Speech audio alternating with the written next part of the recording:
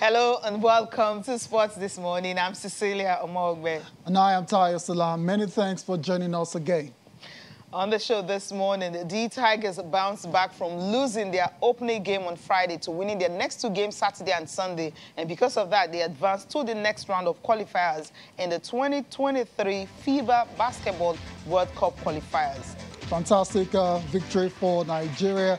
After losing to Cape Verde, they rebounded to beat Mali and Uganda to advance to the second window of qualifiers. Also on the program, still this time around, we're talking football, where Rivers United have a first leg advantage over Al Masry of Egypt in the CAF Confederation Cup.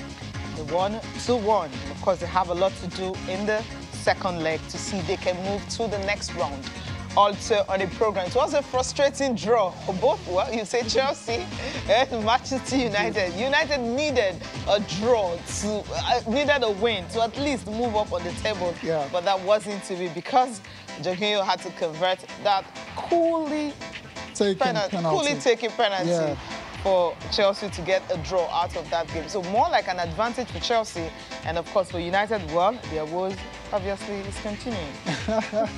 Very interesting to hear the both managers talking about the frustrations of that stalemate to Stamford Bridge. We'll be doing a comprehensive review of that game later on the show. But before then, we're going to start off with the NBA. Games are played early this morning. 5 games went down. We have all of the results for you and some post-game reactions as well. Let's take a look at the results first of all.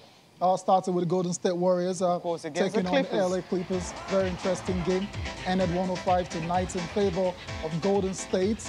Steph Curry with 33 points in that victory. The Golden State Warriors have won 8 in a row now, Cecilia. And we're all looking forward to that mouth-watering encounter against the Phoenix Suns on Tuesday.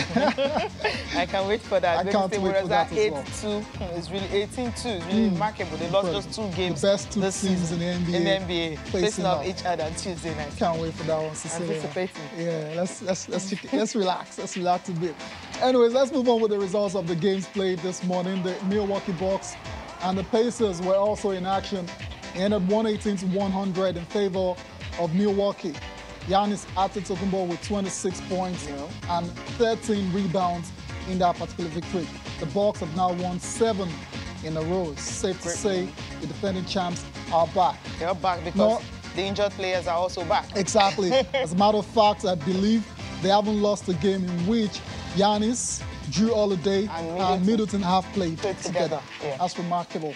Anyways, the Celtics and the Raptors are a couple of Nigerian interest in this one. Yes. For the Celtics, the coach Ime Udoka from the Tigers, and for the Raptors, current D-Tiger Precious Achiuwa.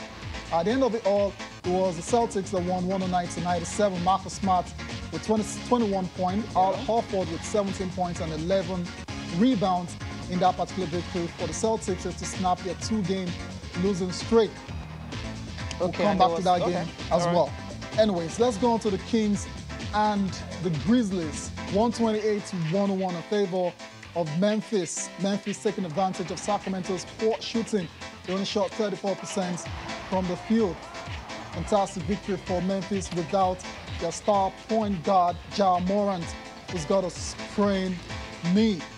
Last but not the least was the matchup between the Lakers and the Pistons, which ended 110-106. The Lakers always doing it the hard way this season, and it was a very close game that went down to the wire, but it was LA prevailing by just 4 points in that game.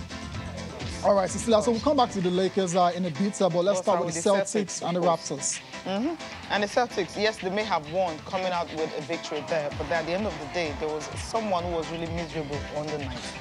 Why you got to focus on Jason Tatum? Now, on the night, I mean, it was a miserable outing for him. He had 10 assists, 7 rebounds, and finished with just 8 points and 2 of 16 shooting. That's terrible.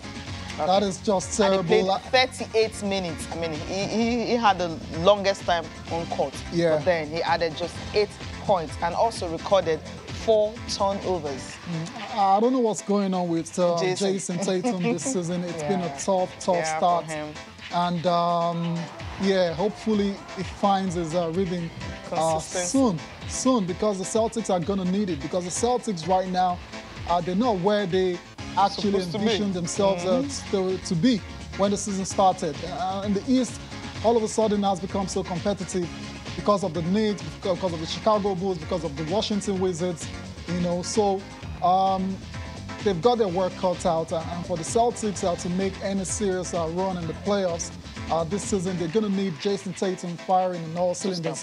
But so far, that's not the case. And Jason Tatum will have to really find his shot for the Celtics to have a good season. But while Jason Tatum was struggling, all the other players had a good time. Exactly. They all stood up to the plate.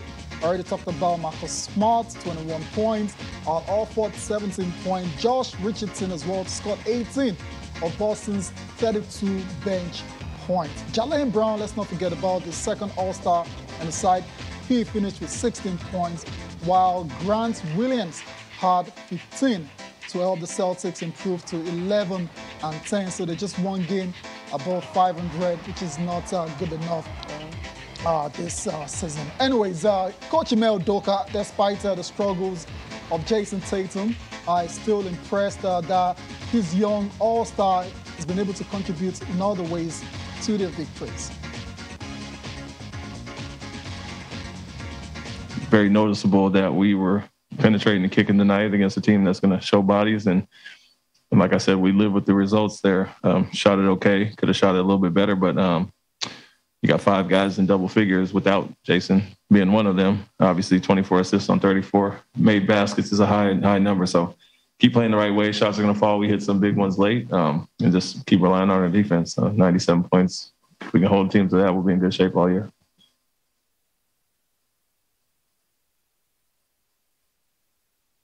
It's all about playing solid defense. Cecilia, and they've been good at that. Yeah, offensively, but defensively, they were able to hold their team again to under 100 points. And he just said that if they can do that on a consistent basis, they'll be just fine. They'll be fine, yeah. That's what is needed for them to be able to get a better game in the playoffs, because that's really important for them. That's if they get to that, because the way they're playing right now. I think they will just manage to sneak into the playoffs, right? I think they will. Okay. I think they will. All right, let's talk about the Lakers, of course. When you have the big boys playing together, so usually you get something really remarkable, right? Yeah, that's what they did at about 4 a.m. I use remarkable to describe because it won by just 4 points, right? Exactly. And they're playing against Detroit Pistons. One of the worst teams in the NBA. But then we've seen the Lakers this season. I mean, yes, they outclassed the lowly Pistons. 110, 1 assist. I mean, I think if you look at the fact that what happened the last time when LeBron was actually ejected from him, Isaiah Stewart and all of them. This was a calm rematch. So, I mean, more like it. Yeah, it was a calm rematch. Very calm. It wasn't anything to no skirmishes this time around. Everyone played their game. And LeBron James, of course, King James, of course, still the leader of this LA Lakers side. 33 points on the night for the King. 9 assists as well. So Russell Westbrook was also good, 25 points, 9 assists, while Anthony Davis added 24 points and 10 rebounds. The Lakers returned to 500 with a second win over Detroit in 8 days. They rebounded from that embarrassing loss against Sacramento Kings on Friday. That game went into triple overtime, by the way. Let's take the post-game reactions now coming from King James and AD. So we got a great group of guys. We got a good team. It showed tonight. Late in the game, ton of miscues, defensively on our end. But, for the most part, we played a hell of a game with both ends of the ball. That sack game kind of lingered with us for a couple of days, giving that game away. But we do see him in a couple of days, Tuesday, so we can get that payback. But like I said, last game, this is, we have a team to be able to run off several games in a row, and we got to do it starting defensively. And I think we did a good job defensively tonight, kind of getting this kickstart to our winning streak. I mean, it just starts on the defensive end. And in the third quarter, we got defensive stops. rebounded, and we was able to get out in the transition. We shared the ball. We got the ball moving from side to side, and we just played with great pace. So those are pretty good ingredients to us having a good third quarter. And coming to the night, we won 5 of our last 8 third quarters, so to make it 6 out of 9. And hopefully we're going to continue that trend.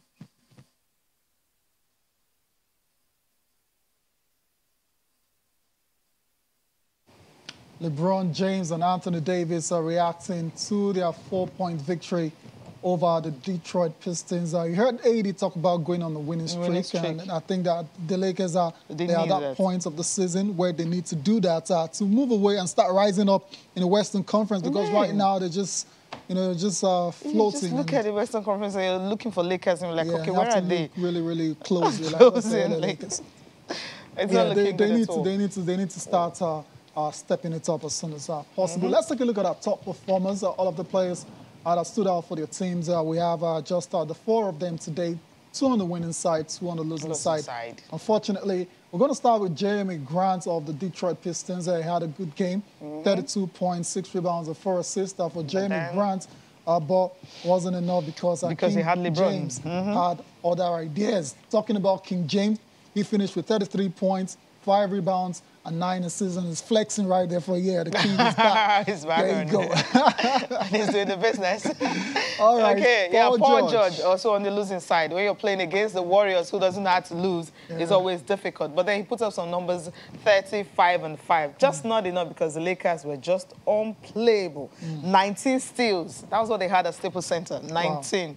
So they went there and stole the ball. Yes, Golden State. And then, of course, this man, Babyface right here, the same. 33, 5 and 6. And when he's playing at this level, it's hard for you to guard against him. So the Warriors right now improved 18-2 this season. Wow. Incredible. Wow. Who would have ever thought? The good news is Klay Thompson already in the G League, so he's actually, he start playing in the G League That's right now. Wiseman also, we start playing. So, you just maybe in the next 1 month, we can see these guys coming back, and you're wondering what kind of Warriors we'll be seeing. I'll tell you, scary Warriors. Scary Warriors, right? Yeah. All right. All right, we'll leave the NBA now and still staying with basketball, but this time around we are talking African basketball. That's the qualifiers, African qualifiers for the 2023 FIBA Basketball World Cup that will be where 5 teams will be representing Africa. Of course, Nigeria, yes, they lost the first game, and of course they bounced back the second and the third. So the good news is they're through to the next round. Now, Olumide Oyedeji, former D Tigers captain, will be joining us to talk more about this crop of players, the way it was quickly assembled. And these guys, yes, they lost the first game because Cape Verde, we didn't expect that. But the second and the third, somehow they bounced back. Olumide, good morning. It's good to have you join us. Hi, good morning, Cecilia, and good morning, everybody at home. I'm glad to be here this morning. This is a place to be in the morning show. Sports, and it's just all over the world. Tell them, man. Tell them. Thank you so much. Okay, now, the Tigers, when you saw the list at first of the players that were coming back, most of us were really happy because we felt, because of what happened at the Olympics, we didn't have most of the players at the Afro-Basket, and unfortunately, we have the worst outing in Nigeria's history. But this time around, yes, we have the captain, fantastic, is back, and he literally carried the team all through the 3 games they played in the first phase of the qualifiers. Well, probably when I saw the list, I wasn't really scared because I knew with the list that were released with the Irogu, with all those guys who have experience of playing the qualifier, playing the Olympic qualifiers, also Afro-Basket earlier before, and the pre-tournament for the World Cup. So I was excited. I wasn't really scared about anything. So, but when the game started and Urebo didn't show up, and the other guy didn't show up. And also, we're talking about one of the best scorers, Michael Weber, who really been unsung heroes. So he didn't show up. I started showing concern. So, but the turning around, the first game was tough. In this kind of qualifying tournament is really, really tough. So that means you have to be on top of your game. You don't have enough time to practice. Maybe only 2 or 3 practices is the most that you have. So it's not going to depend on the technical crew to just know how to pick your team. because there's no time for you to practice, no time for you to gel together. You have to rely on the fitness of the players. You have to rely on the game sharpness of the players, game reaction of the players, because there's no time for you to start getting players in shape. So, I mean, the top game was lost. The second game, a win is a win. We struggled. But yesterday, I mean, we just came with our head game, and we went ahead and we topped the league, and we topped the table in our group. So I'm excited, happy going to the second round, where we're going to get our house together more and more, I believe, before June. So I believe you're definitely going to see a better team. And I must give kudos to the players who did us proud at this time of the adversity with Nigerian basketball. And all seeing those young guys out there from home, Hohen, the other guy from Jordan, from Gombe, and I saw another player from Customs, and also the young guy who go. I mean, he's just very excited. I see all those guys be a big part of this. Yeah, you're spot on, Olumide. I mean, all of those young guys. Nigeria's got basketball players all over the world, very good ones at that. So not really a surprise to see some of them shining on the biggest stage in Angola. But Ike Diogo, I mean, what more can you say about this guy? At 38, his commitment to the cause is just unquestionable. And in a decisive game against Uganda just yesterday, he flat out balled out, scoring 27 points. I mean, what more can you say about the importance of Ike Diogo to the side? Apart from being the emotional leader of the team, he also can still play basketball. Well, I mean, if you can play, you can play. I mean, I must give him kudos, and also I must give everybody in that team. I praise every one of them. Also, Ben Wuzo been fantastic. All those other guys that played in this tournament. As I said, I start from the leader, which is Ike Diogo and Ben Wuzo. They've been solid. They were terrific in the last game. They pulled the team together. They carried the team on their shoulder. I mean, despite of what happened at the Olympics, what happened at the Afro-Basket with the non-inclusion, we have to remember that they already retired these players before. Not voluntarily, involuntarily, they were retired. But for them to come back and to come out and say, you know what, I'm playing for this country, I'm playing for the pride, I must kudos, I'm going to take my hats off, I'm going to give them a round of applause. And I mean, he takes a man with a big heart, he takes a man, that really know what he wants, and all about determination. So I'm putting everything right down Nigeria at your chest, put the team at your back, and still want to deliver. And they're just like a mailman, I mean, special delivery. So despite the fact there might be few things here and there, but I mean, still getting kudos. Yeah, definitely. Let's just take a look at how they actually get into the next round. I mean, the results from Friday where they lost their opening game. Yes, they were just coming to Angola, so it was hard for them to play together, 79 and 71. And the second game, Uganda, of course, against Mali. It was a tough game, went down to the wire, as Olumide mentioned, 70-70. And, of course, Cape Verde and Uganda winning that. Then on Sunday, for the game against Uganda, it seems the team finally got it together. And then this is how we know D Tigers. This is how they played, 95-69. These are the results we usually see, except in recent times we haven't seen this. So this is how the team actually, as Olumide mentioned, maybe by June, and when the whole federation is up top-notch, they will be able to do something. He was mentioning Ike Diogo, and of course, what he was able to contribute. We can just see, his contribution to that last game against Uganda, what he was able to do with the team and how he led them, to that fantastic result that they had. I mean, Ike Diogo on the day was really awesome. I mean, having how many points he got on that day? 27 points. And of course, which ridiculous, it was.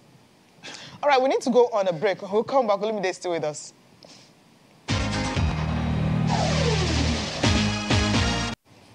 Welcome back. We still have Olumide Oyedeji with us. Olumide, we'll just quickly get your thoughts on what the team can do to ensure that we qualify for the World Cup, because this is really important. Yes, we're done with the first phase. Well, we know as we go higher, it becomes more difficult.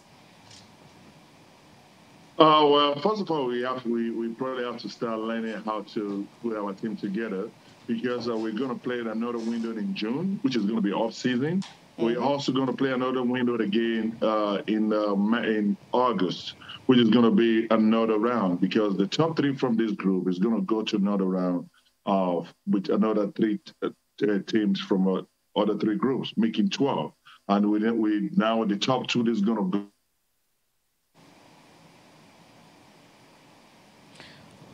It seems okay. Seems. Okay, since we've lost Olumide, thank you so much for. Okay, Can you all right. hear me now? All right, yes. Sorry. Okay. So, Carry on. Okay. So, I mean, the other group, so we have to qualify. We have to top the group. So we have to make sure that we have enough points from this group where we are now from all the games. Hopefully, we can win the next 3 games. So that means we're going to the next group just only with about 7 plus 9. That means about with 17, with about 16 points, I believe. So now, by the time we get to the other group, we just have to win about 4 or 5 games, or 3, 4 or 5 games. Then we just get it straight up. So right now, it's going to be it's going to be eyes on the prize. We have to make sure we take care of our business because every game's won, every game lost will be counted at the end of these. So which is going to lead to qualifying for the World Cup. So we have a qualifier next year in June and another one in August, and the last window, which is going to be in 2023 February. So if we meet these, that means that we automatically means the World Cup at the Olympic in 2024. So we have to take care of our business, make sure we have the right players. We have players that were ready to play and the right coaching staff. They do their homework. And the next one that we have to go make sure we win all the 3 games. So going to the second round of the World Qualifiers, so as we're going to go into second windows. Thank you so much, Olumide, for sharing your thoughts with us this morning. Well, thank you for having me here. Always a pleasure. All right. We're not 3 in the studio, right? We've got Yemuchi Wanchuku right here. That's the Deputy Editor of Sporting Life.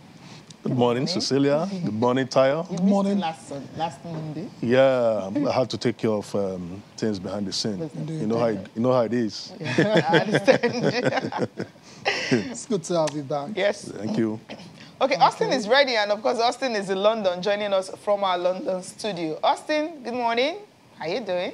Okay, it's wearing t-shirts. Sporty greetings, Cecilia. Sporty greetings, Tayo and Onyewuchi. It's good to be on the show this morning. Yeah, indeed. You don't look as cold as the last time. Last time I was wearing five shirts or something, but it's just wearing 2 today. All right, guys. Let's get on with the show and talk about the World Table Tennis Championships. Of course. Okay. Aruna Quadri, unfortunately, couldn't make it into the last 4. We all got very excited that this might just be its first time we're going to see an African make it into the semifinals of the World Table Tennis Championship. But he's run into this guy, Truls Morgard from Sweden, just 19 years old. And Quadri just couldn't bring it on the day. He lost by 4 games to 2. And that was the end of the road. But then, even though we're disappointed, but the fact that Quadri is made it into the round of 16, then into the last stage as well too, surely it's something to celebrate. And even though we hoped he could have gone a step further. Yeah, Taya, yes, everybody wanted Quadri to at least get to the last 4. You know, he's the leading light here in Africa, and he has done it time and time again.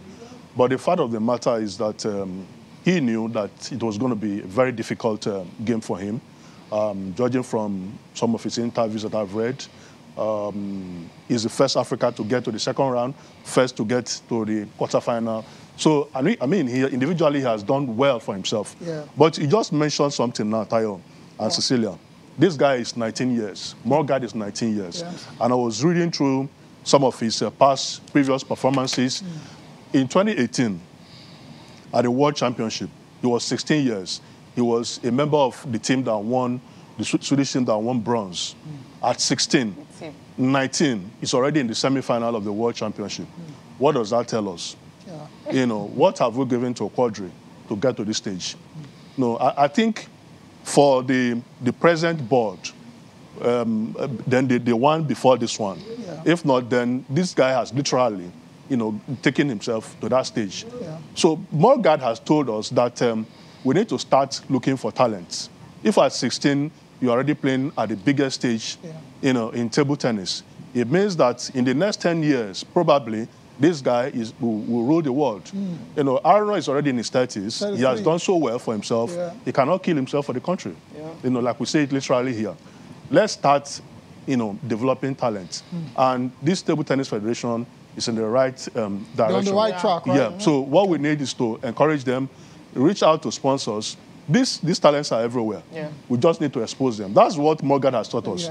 At 10, 12, 13, these single events are very energy-sapping. So by the time you get to 30 and you are playing against 16, 19, who are already exposed to the best in the world, they have played against the best, you are going to find it very difficult. When you look at the game, the 19-year-old boy devised several tactics using the tables, the angles, and when you are playing against somebody who's everywhere. I mean, you saw the result. It took Aruna everywhere. It took him everywhere. I mean, there was actually one where the one that I was happy with when the third, I think it was the third game where Aruna won that one 11-2. I was like, okay, fine, this is it. But somehow the next game, what happened? Aruna won just 4 and he won 11. So it's like... So guys... it's incredible. It is incredible. I think you've said it all in terms of... developing new talent. Like I said, this 19-year-old guy is probably going to dominate for the next 10 years now. He's already who we look into in Nigeria at that age, grade, at that level, to do the same? It's a very difficult question to answer. Anyways, I'm going to get the thoughts of Austin, but that's going to be after listening to Aruna Quadri himself reflecting on his historic run at the World Table Tennis Championships in Houston, Texas. I think I did very well. I gave my heart and soul, but the last match was not meant to be. So I think everything is okay. The first 2 sets was really important. We started like 50-50, and in first set I was like 10-8, and I lost. Second set, almost same margin. I lost. This was really important, and these first 2 sets made the biggest difference. But of course, he played amazingly. Of course, it will motivate them. When Toriola got to round of 32 in Olympic Games, it motivated a lot of us. So I was in quarterfinal in Rio. Omar Asa was motivated and excited. He did the same in Tokyo. Now, what I did here, I'm very sure Omotayo or Iba or Omar Asa can even do better. So I think we are all excited. Yes, I agree. We're all excited as well, too, even though we hoped Aruna Quadri just went another step forward. Austin, your thoughts on Quadri's historic run in Texas? I imagine you are sharing the same feelings as us as well, too. We're excited, but then we're a bit disappointed that Quadri couldn't make it into the last 4, considering who he was playing against. Overjoyed that he could make it to the quarterfinals. When he breezed past Satian in the round of 16 to get into the quarterfinals, I was like, this is it. But sometimes when you get to this sort of world championships and you're playing against the best table tennis players in the world and there's so much media mentions, it can be a little bit of distraction, So when he defeated a Swedish player, Christian Carlsen, in the in the round of 16 to get to the quarterfinals, I was like, meeting Morgan will be difficult because that will be beating 2 Swedes, players back to back. So I started digging into that guy. I knew the last time they played in August at the WTT Contender in Budapest, the young guy defeated Quadri. So I knew it was going to be a very tricky tie, But if you want to go by the rankings, Quadri is ranked 17. Morgan is ranked 77. Quadri is 33. I'm more experienced. Morgan is just, 19. So you just said, no, it's not going to happen. But what a story, fairy tale run Morgan is having at the World Championships. And it's a testament of the sort of work that they're putting in developing table tennis in Sweden. He won the first two games, and I was like, this is going to be very difficult for Aruna Quadri. Aruna Quadri had a dominant play in the 3rd game, won it, and lost the 4th game. So that was when I knew there was a problem. Now, it wasn't just about Aruna Quadri, just to let you know how good this young guy is. In the semifinals against the great Timo Boll, he lost the first 2 games and came back. Took the game to game 7 and he won 4-3. So that tells you that, look, this guy and his team, they know what they're doing. And then for us, is to come back, you know, as Onyenwuchi said, look at Aaron Okwari, find ways that we can support him. We've got beautiful table tennis players coming up now. Invest in the next gen, and who knows? And who knows? Who knows? Maybe we'll just have a finalist from here. I mean, it's surprising that Morgard is already in the final already. At 19. At 19. It's ridiculous. I know the guys... So I think the Chinese should just watch out for these Swedish players, because it seems the Swedish players are taking table tennis by storm. When you're looking at table tennis, you don't even go to Sweden, but right now these guys are giving us a whole lot to talk about. So let's leave table tennis now. Yeah, and congratulations to Morgan. I don't know if that makes you feel any better that he's taking out Timo Ball as well. Ball, yeah, I think that'll make you feel better, right? Yeah, of course. I mean, if you're already beating players who are better ranked than you, it shows that the guy has got potential. Yeah, so let's start rooting for him. He needs to win this. He needs to win it for us and for Sweden. Yeah, okay. For what the us now, Cecilia, come on. This guy is a bit of a prodigy, so I'm not really, surprised by that. What he's doing. And me, as you mentioned, the way he started at 16, already playing at the biggest stage. What more can you say about him? Time to talk about the Nuga Games. Yes, I mean, it's coming to Lagos after 23 years. And, of course, Unilag will be hosting. The most prestigious. The most prestigious here. No, this Unilag student, give us a break. So after 23 years, Nuga Games is coming back to Lagos, and about 136 universities will be taking part. And the opening ceremony was flagged up on Friday. The sports minister was there, and there's so many dignitaries attending that event. And, you know, of course, Channels Television was actually there to cover the event.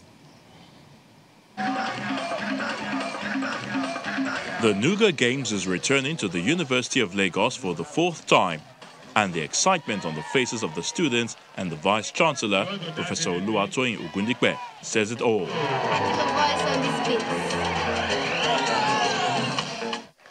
The institution is once again hosting the nation's biggest multi-sports event for Nigerian universities 23 years after it last hosted the Games. I want us to know, I want our students to know that Nuga Games is about our students.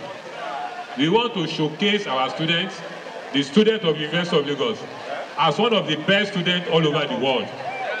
Best student in terms of sports, best student in terms of academics, best student in terms of innovation, and also in the area of entrepreneurship. The unveiling of Caddy, the game's mascot, and theme song, Champions, added spice to the flag-off ceremony.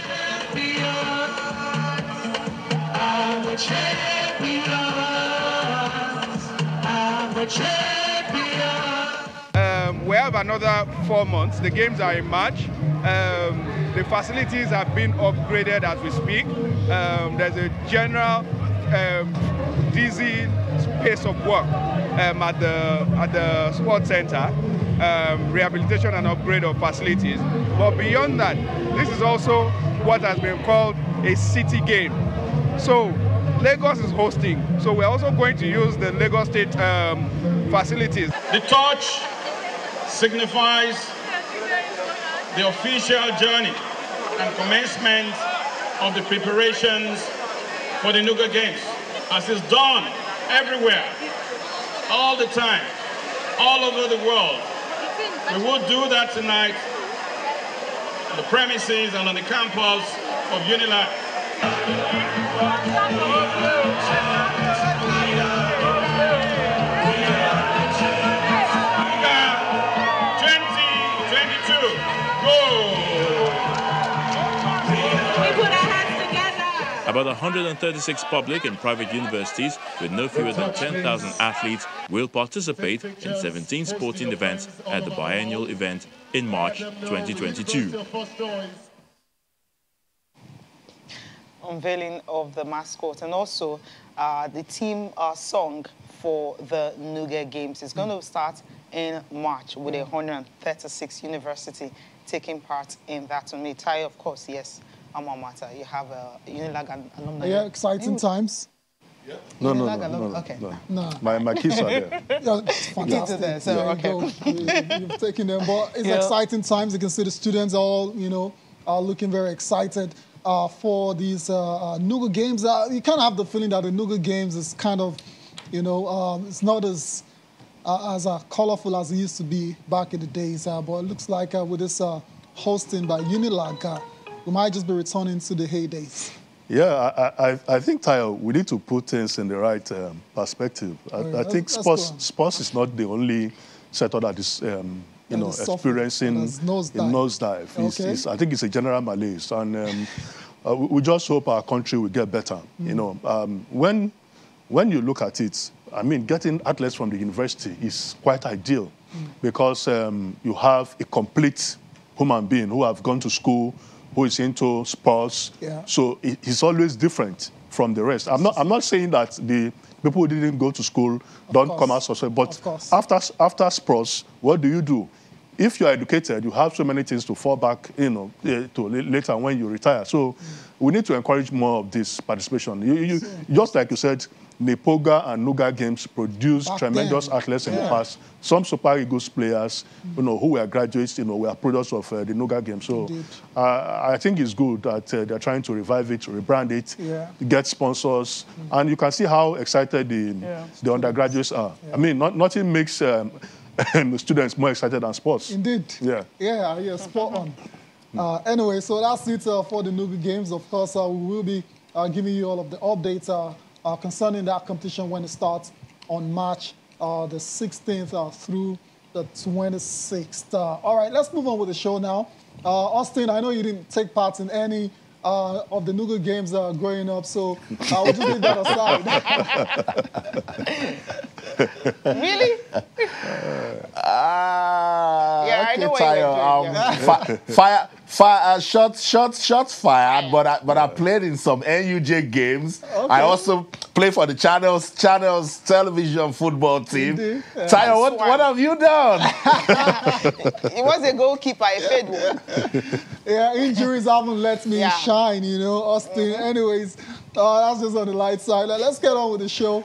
Now, Austin, boy, it's good to see that the students can look forward to you know, being a part of the Nuga games again. It's going to start in March. Yeah, you know, and this is what we've always been talking about, that we need to find a way to put, you know, sports side by side with education. So imagine a child who's been, you know, having this right from kindergarten, getting to primary school, getting to the secondary level, and at the university level, you're still, you know, active with sports, you know, and sport does so much. We keep saying it that it goes beyond just, you know, winning. Sometimes when you participate, the benefits are enormous. You can go all the way to achieve fitness, achieve team spirit and bonding. And I'm glad that the Nuga Games is back after being delayed by COVID-19. It's great to have it back. Hopefully we'll have a successful one in March. All right, we'll leave in the Nuga Games and quickly talk about amputee football taking place in Tanzania, where Team Nigeria arrived on Sunday morning, but then they couldn't play their game. So they will be playing their first game today. It was postponed for them, and that will be against Egypt. We were here, you know, actually talking about sourcing for funds, how they're going to get, but finally the sports minister came to their aid and they were able to do it. But at the end of the day, this is the result you have in Nigeria's group, where you have Ghana, Egypt, and of course, the game between Ghana and Egypt ended 3-0, Ghana winning that. And Nigeria will be playing 5:30 p.m. today against Egypt. Hopefully they can win that one. The game is going to be against Egypt, not Ghana. All right, we need to go on a break. When we come back, of course, we'll be talking about EPL and also the CAF Confederations Cup, where Rivers United were able to get a slim win over Al Masry.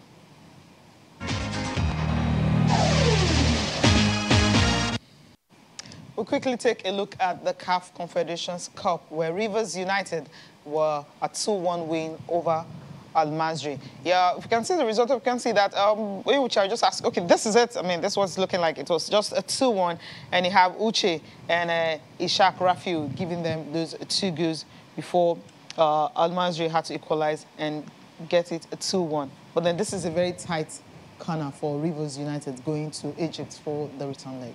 Yeah, very tight. I mean, 2-1 is not too good. 1-0 is better than 2-1, you know, because with just a 1-0 victory, Al Masry will advance, you know, to the group stage.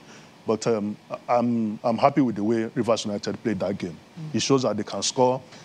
They missed a lot of chances. If they are able to, you know, perfect their poor finishing before next Sunday, they should be able to get through. And from what Eguma is saying, if he sticks to the game plan, if they are going to Egypt with the mindset of also scoring, then I think it's the right mentality. Because if you go there and start defending, they are probably going to get battered. So let's see how it goes. Maybe they needed to have scored more goals in Aba. But it's still a lead. Precarious one. It has to be said. So we'll see if they can somehow find a way to advance into the next round of the CAF Confederation Cup. That's Rivers United. Let's go to the EPL now quickly. We're going to get the thoughts of Austin. Austin, you were at Stamford Bridge to watch Chelsea take on Manchester United. Tell us about that game. It was an exciting game of football, Tayo, you know, with all of the conversations we had about Manchester United before that game, the coming of Rangnick, what Michael Carrick could do against a big Chelsea side that is on fire, you know. And I think Manchester United, to an extent, you know, showed some quality. Yeah, it was a good game of football. Atmosphere was lively as usual at Stamford Bridge. The fans were just shouting and yelling all through the match. And it was good to see, you know, that Chelsea could get something out of that one. We also saw the return of Romelu Lukaku back into Thomas Tuchel's team. Sad day for Jorginho, you know, making that error for Sancho to score, and then he made amends by converting that penalty to give Chelsea a draw in that one. But in all, this Chelsea team, they're beginning to show us that, look, they want to contest for the title. It's disappointing that they didn't get all 3 points, because they'll be saying if Watford can bash Manchester United 4-1, that they could have done the same, you know, and go on to get all the win right there at Stamford Bridge. But football doesn't work that way. And let me just say a big shout out to Michael Carrick, and to an extent, guys, hasn't he done fairly well in the few games we've seen him? No. Yep. It's too early. It's too early to call. So early, Austin. Because whenever a new coach comes in, you discover that players want to play. So that's usually what happened. And we know that in the last 8 games, Chelsea have not beaten United. So it wasn't fine. They've been having a very bad run. Yeah. But if you check their last 8 games, Chelsea and United, did that a draw? Man, it's not been like how do I put it, like a 4-0 victory or anything like that. So yeah, I can understand what Cecilia is saying, but then you have to give credit to Michael Carrick. He's made some big calls as well. Yeah. He's so young in his managerial career. First game, he drops Fernandes. Second game, he drops Ronaldo. He's made tactical changes to the side. We saw him yesterday, no striker against Chelsea, 3 sitting midfielders. So those are good early signs coming from Michael Carrick. Austin, your last word before we let you go. Yeah, so for me, I think the English Premier League is getting interesting. Shout out to Emmanuel Dennis, you know, for scoring his 5th goal in that Watford defeat to Leicester City. And let's wait and see, you know, what this Manchester United team can give us when Rangnick get to the sidelines. Fingers crossed. We'll see. We're waiting for the professor of football to take over Manchester United until the summer. Austin, many thanks for joining us on the program again. Stay warm out there. Always a delight to be on the show, guys. Thank you. Cheers. All right, so Austin also caught up with some of the fans as well, too, at Stamford Bridge after that game ended in a stalemate between Chelsea and Manchester United. The new coach Carrick, I mean, he won 1 game and draw 1, so that's a path to recovery, because, you know, the old coach Ole Gunnar, man, he lost the team. He had a lot of, you know, not too much of good defensive strategy. So I think it's positive for Man U with a draw, and having lost the last, you know, having won 1 and lost 1, I mean, draw 1. So I think it's a positive for Man U. I thought we were good enough to win a game, but I thought we didn't quite do enough we didn't create enough chances. But in the grand scheme of things, a championship winning team would have won that game today, and I don't think we did, so I'm a little bit disappointed. I don't think United were very good at all. I'm disappointed that we didn't score enough goals, but there you go. It's one of those games where you go, brush yourself off and go again next week. Well, my take, Chelsea had all the odds. The match was in their favor. They got a good winning momentum. but the new coach of Manchester, he came up very strategic. He came out, first of all, by benching Cristiano Ronaldo, shows that he didn't want one man to be down because Cristiano is not a good defender. So he came out on the defensive side. And Chelsea had some pretty good chances, but I think they were missing a point striker. They should have started Romelu Lukaku if they needed to win this game. By the time they realized to bring him in, Manchester already had a defensive strategy in place, and it just couldn't help Chelsea at the end of the day. Those are the fans that watched the game at Stamford Bridge yesterday between Chelsea and Manchester United. Only with you, before we go to the papers, your thoughts on that game quickly? Yeah, a good game of football. I think for Manchester United, I want to agree that tactically off the ball, they were better. And that has always been part of the issues when Solskjaer was the coach. That without the ball, the players, especially star players, were not running. They were not playing like a team. Bruno, even Ronaldo, and other players were just, working leisurely when they are without the ball. And football is very difficult when you don't have possession. Yeah. Those are the most important, stage in the encounter. So I think yesterday's game was better. Fred was making the tackles, and luckily for them, against the run of play, Sancho got that opportunity. Yeah. I don't want to really blame Jorginho. You have to give credit to Sancho and Rashford. Good anticipation, because they were far away from the same, but they kept on running, anticipating that Jorginho will make that mistake. Yeah. Some other players will have just left him. Maybe after the first touch, he will recover and pass the ball. Down like what Fernandes did. So it was a good game of football. Maybe it could signal a kind of gradual revolution for Manchester United. Okay. I think so, because it was far, far better than what they used to play. See, there was actually fights from the players. You could see that they were really ready to play. Okay, we'll leave that and quickly look at the papers. What do we have? I'll start with your paper, Sporting Life. Yeah. Thank you. Sporting Life here. We have Okoye's shoulder aches. Okay, succeeded after 24 minutes. Panic grips Eagles camp.